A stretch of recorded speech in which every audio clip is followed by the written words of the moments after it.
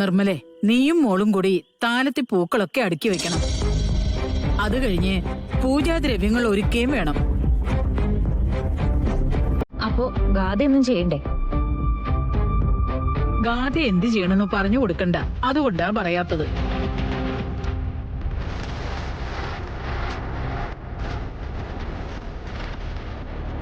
അമ്മേ, ഗാഥമോള് കാവിലെത്തിക്കഴിഞ്ഞാ പൂജാമുറിയിലെ വിളക്കുകളെല്ലാം കൊളുത്തണമെന്നല്ലേ പൂജാരി പറഞ്ഞിരിക്കുന്നത്?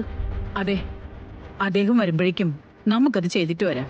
ആ മോളെ, മുത്തശ്ശി ഇപ്പൊ വരാം കേട്ടോ. ശരി മുത്തശ്ശി.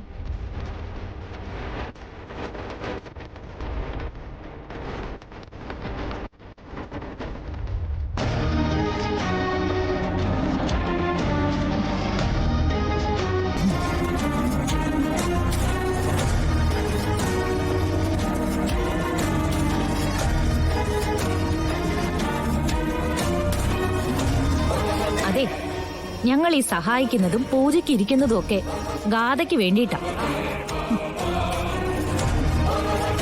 എന്തോന്നും മിണ്ടാത്തെ? അമ്മേ, ചോദിക്കാമേ അങ്ങോട്ട്. നിനക്ക് വേറെ പണി ഒന്നും ഇല്ലടി കീർത്തി. ഇനി ആ ചോദ്യം കേട്ടിട്ട് വേണം അമ്മ വരുമ്പോ ഇവള് പറഞ്ഞു കൊടുക്കാനും അതിന്റെ പേരില് പൂജാരിയുടെ കയ്യിൽ നിന്ന് പ്രത്യേക ശിക്ഷ കിട്ടാനും. എന്റെ പൊന്നു മോളെ, ഞാൻ മടുത്തു. അതെ, നീ എങ്ങനെയെങ്കിലും ഈ 41 ദിവസം ഒന്ന് കഴിച്ചാ മതി.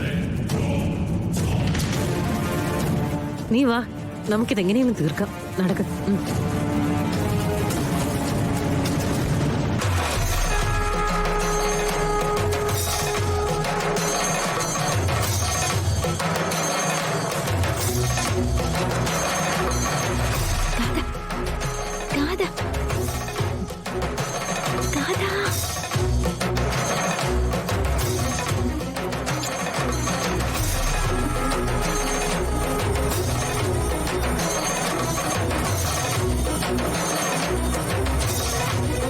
എന്തെങ്കിലും കാര്യമായ തടസ്സമുണ്ടായാല് സർപ്പകോപം ഉറപ്പാ.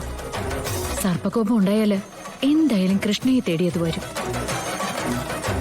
എന്താ ഒരു വഴി?